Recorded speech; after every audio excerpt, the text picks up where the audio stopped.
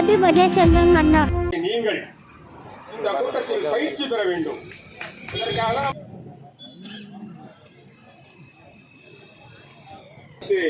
முடிந்த பிறகு மதிய உணவு காலையில் இன்னும் ஒரு சட்ட அரை மணி நேரத்துக்கு தேனி ஆட்சியர் அலுவலக வளாகத்திலே கழிப்பிட வசதி இருக்கின்றது. அதனை பயன்படுத்திக் கொள்ள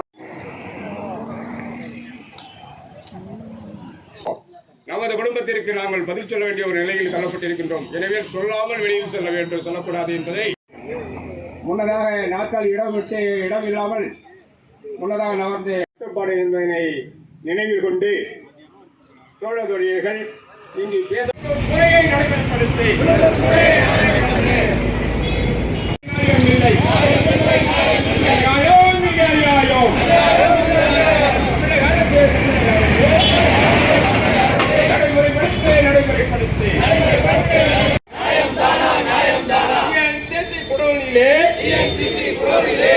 முறையை இணைக்காமலே நியாய விலை கடைகளில் மட்டுமே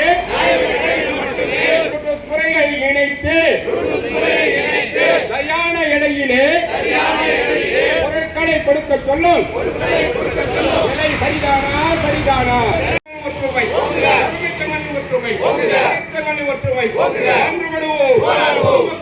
பணியாளர் ஒற்றுமை, பொதுமக்கள் பணியாளர் ஒற்றுமை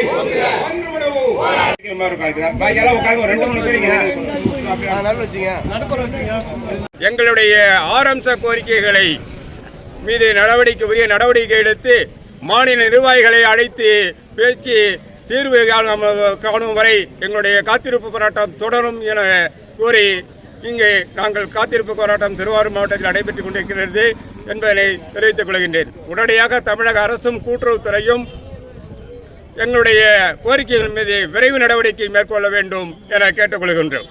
எவ்வளோ கடை மூடிருக்கீங்க? எவ்வளோ பேர் இதில் பங்கெடுத்துருக்காங்க?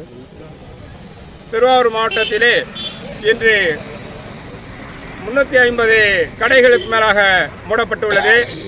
இங்கு கூட்டத்திலே 150க்கும் மேற்பட்ட பணியாளர்கள் கலந்து கொண்டுள்ளார்கள். ஒவ்வொரு பணியாளர்களும் 2 நியாய விலை கடைகளில் பணிபுரிகின்ற காரணத்தால் பணியாளர்களுடைய எண்ணிக்கை வேண்டுமான குறைவாக இருக்கலாம். கடைகள் 350க்கும் மேற்பட்ட கடைகள் 400 கடை வரை பூட்டப்பட்டுள்ளது என்பதை தெரிவிப்படுகிறோம். அடுத்த கட்ட நடவடிக்கை அழைத்து உடனடியாக பேச வேண்டும். அப்படி பேசவில்லையானால் எங்கள் மத்திய செயற்குழு மாநில நிர்வாகிகள் கூடி என்ன முடிவு செய்கிறால் அதன்படி முடிவு நடத்தப்படும்.